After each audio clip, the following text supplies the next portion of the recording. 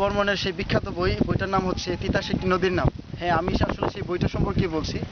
আমরা সবাই হয়তোবা বইটা পড়েছি, কিন্তু এই বইটা আসলে যেই তিতাস নদীকে নিয়ে লেখা, সেই তিতাস নদীর পাড়েই আমি এখন আছি। এটাই সেই তিতাস নদী।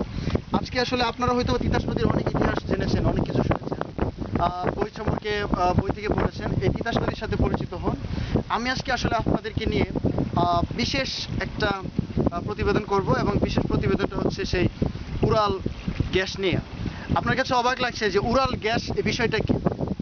আমরা ঢাকা শহর বা বিভিন্ন এলাকায় যখন কিছু গ্যাস পাই, সেই গ্যাসগুলো হচ্ছে মেশিন থেকে যায় বা প্রসেস করা। কিন্তু আমাদের এই এলাকার মানুষ, যেটা হচ্ছে মানে সুহিলপুর বাকাইল এলাকার মানুষ, বিশেষ করে সুহিলপুর ও ব্রাহ্মণবাড়িয়া সুহিলপুর, এই এলাকার মানুষ কিন্তু কোনো মেশিনের গ্যাস দরকার হয় না, কারণ তাদের ন্যাচারাল গ্যাস, যেটাকে বলে উড়াল গ্যাস, সেটা অটোমেটিকলি আসে। অবাক হবেন কিছু জায়গা যদি আপনাকে দেখাই।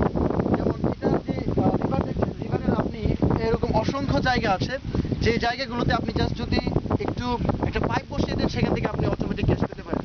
এমন একটি চেম্বার আপনাকে দেখাচ্ছে, সেটা হচ্ছে এই যে চেম্বারটা দেখতে পাচ্ছেন। মূলত বেসিক্যালি দিস ইজ ড্রাম, একটা আসলে ড্রামের মধ্যে, এখানে কোনো মেশিন নেই। আপনি সেখানে দেখবেন একটা পানির মধ্যে বুদবুদ আসতেছে, সেখান থেকে পানি অটোমেটিক বের হচ্ছে। এই জিনিসটা হচ্ছে আসলে গ্যাসের চাপে, যেখান থেকে দেখা যাচ্ছে গ্যাস উঠতেছে, তার সাথে কিছু পানি আসতেছে, পানিটা সরে যাচ্ছে, কিন্তু গ্যাসটা এসে জমা হচ্ছে এই গ্যাস চেম্বারে, যেখানে কোনো মেশিন নেই। শুধুমাত্র গ্যাসের প্রভাবে এই পাইপ থেকে অটোমেটিক সেই গ্যাসগুলো যাচ্ছে বিভিন্ন। আপনারা যদি এদিকে একটু আসেন, আপনারা আরও দেখতে পাবেন অসংখ্য চেম্বার আছে, সেদিকে দেখেন অসংখ্য চেম্বার আছে। সেখানে আরও একটি ড্রাম আছে, আর এখানে দেখেন কতগুলো পাইপ দেয়া। এই সবগুলো পাইপ দিয়ে, মূল পাইপগুলো থেকে ছোট ছোট পাইপ আকারে বিভিন্ন প্রত্যেকটা ফ্যামিলিতে নিয়ে যাওয়া হয়, এবং ফ্যামিলিগুলো সেই গ্যাসগুলো চালাচ্ছে।